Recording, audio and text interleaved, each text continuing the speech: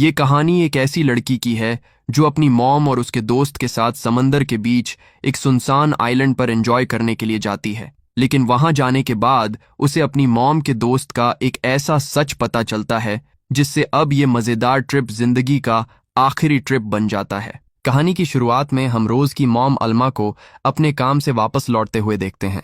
तभी रोज पीछे से आकर अपनी मॉम को बर्थडे विश करती है, जो कि अगले दिन था। फिर अल्मा रोज को पैकिंग पूरी करने के लिए कहती है, क्योंकि अगले ही दिन वो अल्मा के बॉयफ्रेंड के साथ ट्रिप पर जाने वाले थे। अगली सुबह जब रोज अपना काम खत्म करके घर आती है तो अल्मा भी ट्रिप पर जाने के लिए अपना लगेज लेकर एकदम तैयार बाहर निकलती है। रोज इस ट्रिप के लिए बिल्कुल भी एक्साइटेड नहीं थी, पर अपनी मॉम की खुशी के लिए वो बिना मन के भी मान जाती है। रास्ते में सफर करते हुए वो अपनी मॉम से उनके बॉयफ्रेंड के बारे में सवाल करती है, तो अल्मा कहती है कि मैं उसे बहुत लंबे समय से तो नहीं जानती, पर इतना जरूर पता है कि वो एक बहुत अच्छा इंसान है। ये बात सुनकर रोज हैरान रह जाती है कि कैसे उसकी मॉम एक अनजान आदमी पर इतनी जल्दी ट्रस्ट कर सकती है। थोड़ी ही देर में वो लोग अपने डेस्टिनेशन पर पहुंच जाते हैं, जहां अल्मा अपने बॉयफ्रेंड डेरेक से जाकर मिलती है। डेरेक उन्हें मैप में दिखाता है कि हम किस रास्ते से जाने वाले हैं और बताता है कि यह रास्ता बर्म्यूडा ट्रायंगल के एकदम करीब से होकर गुजरता है। डेरेक कहता है कि हम लोग मंगलवार तक वहां पहुंच जाएंगे और वहां जाकर खूब एंजॉय करेंगे। अब यहाँ रोज पहली बार अपनी मॉम के बॉयफ्रेंड डेरेक से अच्छे से मिलती है। डेरेक उन्हें बताता है कि उसने इस ट्रिप पर जाने के लिए ये सेकंड हैंड बोट खरीदी है, जिसका नाम उसने एनालिसा रखा है। फिर ये तीनों उसी बोट में बैठकर अपनी जर्नी पर निकल पड़ते हैं। समंदर में कुछ दूर जाने के बाद बोट पर वो लोग अल्मा का बर्थडे मनाते हैं और उसे विश करते हैं। इस मोमेंट को तीनों मिलकर बहुत एंजॉय करने लगते हैं। फिर डेरेक अपनी तरफ से अल्मा को एक टी शर्ट और रोज को एक नाइफ गिफ्ट में देता है। इसके बाद रोज डेरेक से उसके काम के बारे में पूछती है, तो वो बताता है कि मैं पहले पुलिस में नौकरी करता था, पर अब एक प्राइवेट सिक्योरिटी कंसल्टेंट के तौर पर काम करता हूँ। सेलिब्रेशन खत्म होने के बाद सब लोग केबिन से बाहर आ जाते हैं। डेरेक रोज को बोट चलाना सिखा रहा होता है और अल्मा अपने फोन से उन दोनों की फोटोज और वीडियोस बनाने लगती है। लेकिन तभी अचानक अल्मा बोट के मेन सेल से टकराकर सीधे पानी में गिर जाती है। डेरेक फौरन अल्मा की तरफ एक लाइफ जैकेट फेंकता है और रोज को जल्दी से फर्स्ट एड और ब्लैंकेट लाने के लिए अंदर भेजता है। रोज जब भागकर अंदर जाती है तो उसे कैबिनेट के अंदर एक गन रखी हुई दिखाई देती है। इसे देखकर वह काफी हैरान हो जाती है, लेकिन फिर भी वो अपनी मॉम के लिए ब्लैंकेट और फर्स्ट एड लेकर बाहर आती है। बाहर डेरेक अल्मा को पानी से निकालकर बोट पर ला चुका था और रोज जाकर अपनी मॉम को ब्लैंकेट उड़ा देती है। अल्मा को कोई चोट नहीं आई थी। फिर वह अपनी बेटी से माफी मांगते हुए कहती है कि इस हादसे में उसका फोन पानी में गिर गया। उसी समय वो देखते हैं कि समंदर का मौसम काफी बिगड़ रहा है, तो वह सब केबिन में नीचे चले आते हैं। अल्मा घबराकर कहती है कि उसने इतनी दूर तक कभी भी ट्रेवल नहीं किया है, इसीलिए वह सुझाव देती है कि मौसम खराब है, हमें वापस घर चले जाना चाहिए। पर डेरेक उन्हें समझाता है कि डरने की कोई बात नहीं है, मौसम कल सुबह तक बिल्कुल ठीक हो जाएगा। अगली सुबह जब रोज ऊपर आती है तो वह देखती है कि मौसम बिल्कुल साफ हो चुका है और वहां पर पहले से ही उसकी मॉम आराम से बैठकर ड्रिंक कर रही होती है।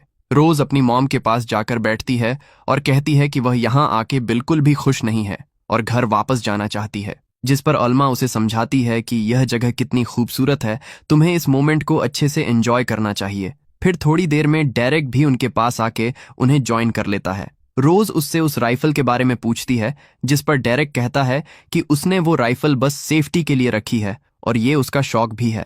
रोज कहती है कि वो राइफल मैं एक बार अपने हाथों से चलाकर देखना चाहती हूँ, तो डेरेक राइफल को बाहर निकालकर उसे फायर करना सिखाता है। रोज बहुत ही अच्छे से फायर करती है और यह देखकर डेरेक उसकी बहुत तारीफ करता है। अगले सीन में रोज अपने लैपटॉप पर देखती है कि कुछ ही दूरी पर एक और बोट है जो उनकी तरफ ही आ रही है। वह बाहर आकर दूरबीन से उसे देखने की कोशिश करने लगती है। इसी बीच डेरेक और अल्मा ड्रिंक कर रहे होते हैं और वो रोज को भी बुलाते हैं।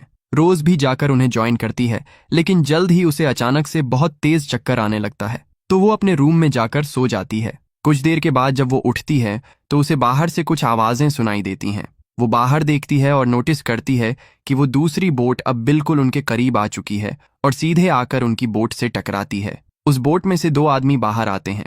वो दोनों आते ही डेरेक पर गन पॉइंट कर देते हैं और कोई चीज वापस देने के लिए कहते हैं, लेकिन डेरेक अनजान बनने का नाटक करता है और कहता है कि उसे कोई आइडिया नहीं है कि तुम लोग किस बारे में बात कर रहे हो। अल्मा बहुत डर जाती है और चिल्लाने लगती है कि उन्हें छोड़ दो, लेकिन उनमें से एक आदमी अल्मा को मारकर इंजर्ड कर देता है। और यहाँ हम नोटिस करते हैं कि ये वही आदमी है जिसे हमने ट्रिप के शुरू में अल्मा के साथ बात करते हुए देखा था। वो लोग अपने साथी को कैप्टन बुला रहे थे। ये सब देखकर रोज बहुत डर जाती है। अल्मा की नजर जब रोज पर पड़ती है तो वो उसे वहीं छिपे रहने का इशारा करती है। वहीं डेरेक बार बार कहता है कि मुझे कोई आइडिया नहीं है, तुम लोग क्या मांग रहे हो। तभी वो कैप्टन अल्मा और डेरेक को गोली मार देता है। डेरेक को गोली उसके कंधे पर लगती है, जिससे वो पानी में गिर जाता है। फिर कैप्टन और उसका आदमी केबिन की तलाशी लेते हैं। जब उन्हें कुछ नहीं मिलता तो वो बोट में आग लगा देते हैं और वहां से चले जाते हैं। उनके जाने के बाद रोज बाहर आकर फायर एक्सटिंग्विशर से आग बुझाने लगती है और तभी वो अपनी मॉम की लाश देखती है। ये देखकर वो पूरी तरह सदमे में चली जाती है। अगली सुबह वो समंदर में बिल्कुल अकेली होती है। आग की वजह से बोट भी जलकर काफी डैमेज हो चुकी थी और इंजन भी खराब हो गया था, जिसे वो ठीक करने की कोशिश करती है, लेकिन कुछ फायदा नहीं होता। फिर वह अपनी मॉम की बॉडी को एक कपड़े में लपेट देती है ताकि वापस जाकर ठीक से दफना सके, और वो अपनी मॉम के लिए बहुत रोती है। इसके बाद वो मदद बुलाने की कोशिश करती है, लेकिन बोट का सब कुछ जल चुका था। तभी उसे पानी से कुछ आवाज सुनाई देती है, तो बाहर आके देखती है कि पानी में अभी भी डेरेक है, जो रस्सी से बंधा हुआ था और अभी जिंदा था। रोज उसे खींचकर ऊपर लाती है और पानी पिलाकर उसका इलाज करती है। रोज को वहां एक डिवाइस मिलता है। वो डेरेक को दिखाकर पूछती है कि यह क्या है, तो डेरेक झूठ बोलता है कि यह एक एक्स्ट्रा जिब है जो खराब हो चुका है। असल में इस डिवाइस से सेंटन लाइट तक इमरजेंसी सिग्नल भेजा जा सकता था, पर डेरेक कहता है कि तुम उसे छोड़ो और बोट के ऊपर एक सेल लगाओ, जिससे बोट आगे बढ़ेगी। रोज एक सेल लेकर ऊपर बांधने की कोशिश करती है और बार बार ट्राई करने के बाद वो कामयाब हो जाती है। अगले दिन डेरेक रोज को बुलाता है। रोज जाकर उसके जख्म की मरहम पट्टी करती है, तो डेरेक कहता है कि तुम्हें कुछ भी करके बोट को स्टार्ट करना होगा। ये कहकर वह बेहोश हो जाता है। रोज बोट को स्टार्ट करने की बहुत कोशिश करती है, लेकिन कोई फायदा नहीं होता, तो वह थक कर बैठ जाती है। इसी दौरान केबिन के अंदर उसे कुछ फोटोज मिलते हैं, जिसमें डेरेक के साथ वही दो लोग थे जिन्होंने बोट पर हमला किया था। यह देखकर वह समझ जाती है कि डेरेक ने उससे झूठ बोला है। वो बाहर जाकर डेरेक की बेहोशी की हालत में ही उसके हाथ बोट से बांध देती है और उसकी सेफ्टी नाइफ भी ले लेती है। मगर कुछ समय बाद डेरेक अपनी जगह से गायब था, तो रोज उसे ढूंढने लगती है। डेरेक उसे नीचे मिलता है। रोज हाथ में नाइफ लिए पूछती है कि तुम जानते थे कि वो आदमी कौन थे, पर झूठ क्यों बोला। जिस पर वह बस इतना कहता है कि वह राक्षस हैं, तुम उन्हें जितना कम जानो तुम्हारे लिए अच्छा होगा। उसके एक्सप्रेशन से ऐसा लग रहा था कि वह बिल्कुल भी डरा नहीं है और ना ही उसे अल्मा की मौत का कोई दुख है। इस तरह वो चालाकी से रोज को अपनी बातों में उलझाकर बोट ठीक करवाने में मदद लेता है। अब रोज के पास कोई ऑप्शन नहीं था, तो दोनों मिलकर इंजन ठीक करने की कोशिश करते हैं, मगर वो बेकार हो चुका था। अब इनके पास सिर्फ समुद्री हवाओं का ही सहारा था और वो 2 दिन तक उस छोटे से सेल के सहारे आगे बढ़ने लगते हैं। तीसरे दिन सुबह जब रोज बाहर आती है तो देखती है कि थोड़ी दूरी पर एक आइलैंड है। डेरेक वहां एक कोने में सोया हुआ था, तो वो बिना पूछे ही बोट का रुख आइलैंड की तरफ मोड़ देती है। मगर सिर्फ एक सेल के सहारे बोट किनारे पर नहीं जा सकती थी, इसलिए वहां पहुंचने के लिए वो राफ्ट का सहारा लेते हैं। डेरेक भी आइलैंड पर जाने के लिए राजी था, मगर एक हाथ से वो रोविंग नहीं चला सकता था, इसलिए रोज रोविंग चलाती है और दोनों आइलैंड की ओर बढ़ने लगते हैं। लेकिन अचानक रोज के हाथ से रोविंग का एक हिस्सा खुल जाता है और उसे पकड़ने की कोशिश में वो पानी में गिर जाती है। उसे तैरना भी नहीं आता था, इसलिए वो डूबने लगती है। तभी डेरेक खुद पानी में उतरता है और उसे खींचकर किनारे पर ले आता है, मगर उसकी सांसें नहीं चल रही थीं, तो सीपीआर देकर डेरेक उसे होश में लाता है। होश में आने के बाद रोज डेरेक को ढूंढते हुए पास में ही एक केव के अंदर जाती है, जहां डेरेक को पीने का पानी मिल चुका था। वो रोज को भी पानी पीने के लिए कहता है। यह आइलैंड वीरान था, इसलिए रोज कहती है कि हमें किसी तरह वापस लौटना होगा, जिस पर डेरेक कहता है कि हाँ, हम जरूर जाएंगे, मगर अब जल्द ही अंधेरा होने वाला है, इसलिए आज रात हमें यहीं पर बिताना होगा। दोनों मिलकर राफ्ट को किनारे पर ले आते हैं। अंधेरा होने के बाद रोज राफ्ट में सो जाती है और डेरेक बाहर आग जलाता है, पर रोज को नींद नहीं आती, इसलिए वो डेरेक के साथ बैठ जाती है।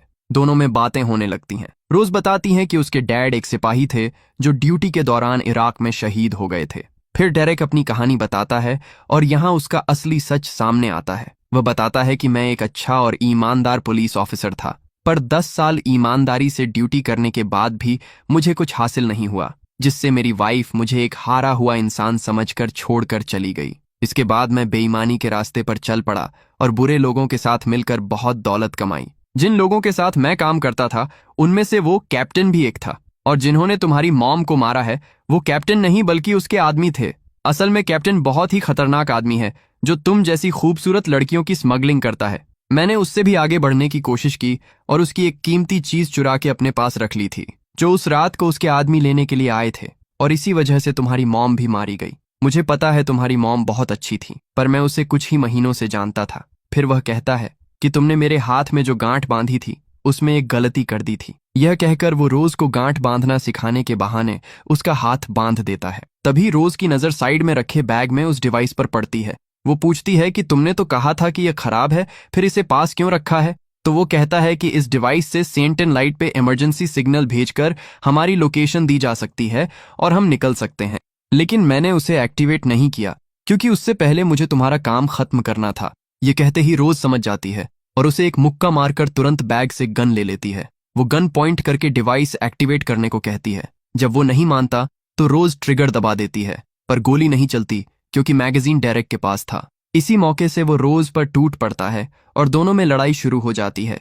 रोज किसी तरह बचकर भागने लगती है और डेरेक गन रीलोड करके रोज पर शूट करने लगता है, लेकिन एक भी गोली रोज पर नहीं लगती और वो छुपकर अपने हाथ की रस्सी खोल लेती है। सुबह का सीन दिखाया जाता है जहां डेरेक अभी भी रोज को ढूंढ रहा था। रोज का प्लान था कि वो राफ्ट लेकर वहां से निकल जाएगी, इसलिए वो राफ्ट की तरफ बढ़ने लगती है, लेकिन डेरेक उसे देख लेता है और ऊपर से शूट करने लगता है। फिर भी वह हिम्मत करके भागती है और इतने में डेरेक ऊपर से गिर जाता है।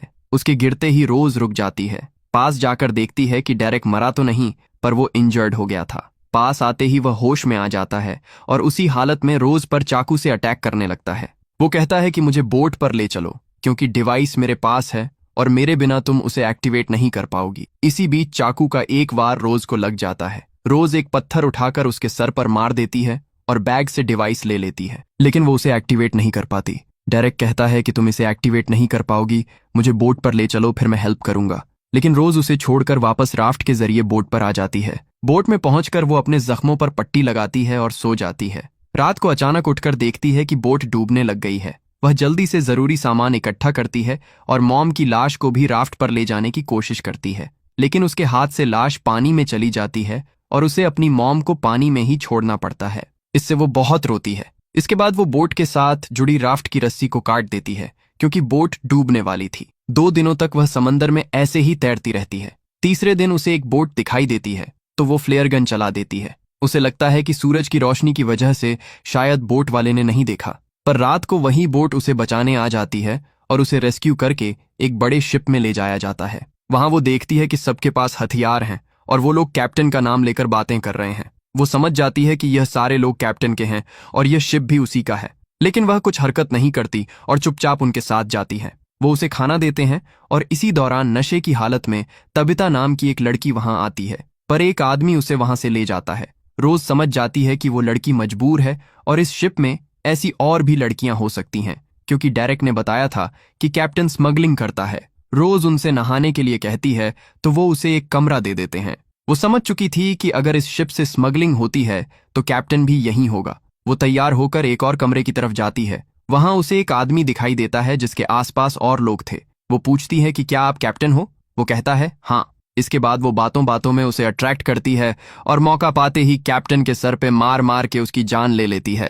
कमरे से निकलकर वो दूसरे कमरे में जाती है जहां उसे तबिता मिलती है और वो उससे मदद मांगती है। कैप्टन को मरा हुआ देखकर उसके आदमी अलर्ट हो जाते हैं और रोज को ढूंढने लगते हैं। तबिता से रोज पूछती है कि गन्स कहाँ रखे हुए हैं। वो बताती है कि इंजन रूम में बहुत सारे गन्स हैं और यहाँ मेरी तरह बहुत सारी लड़कियों को बंदी बनाकर ले जा रहे हैं, पर कोई तुम्हारी मदद नहीं कर सकती क्योंकि सब नशे में हैं। रोज वहां से निकलकर उस कमरे में पहुंच जाती है और एक गन ले लेती है। तभी एक आदमी वहां आता है, पर रोज उसे शूट करके मार देती है। फिर उन लड़कियों तक पहुंचने के लिए वो आगे बढ़ती है और रास्ते में आए कैप्टन के आदमियों को एक एक करके मारने लगती है। एक लड़की के साथ भी उसका सामना होता है जो कैप्टन के लिए काम करती थी। रोज उसे भी मार देती है। फिर एक हट्टे कट्टे आदमी से सामना होता है जो रोज को गले से पकड़ लेता है, पर वो किसी तरह बचकर उसे भी शूट कर देती है। इसके बाद रोज जब एक रूम का दरवाजा खोलती है तो देखती है कि वहां बहुत ही कम उम्र की लड़कियों को बंदी बनाया गया है। इससे पहले कि वो उन्हें छुड़वाती, कैप्टन का एक और आदमी आकर रोज को गन पॉइंट कर देता है। तभी उस आदमी के पीछे से तबिता आकर उसके सर पर मार देती है और रोज उस आदमी को उसी की गन से शूट कर देती है।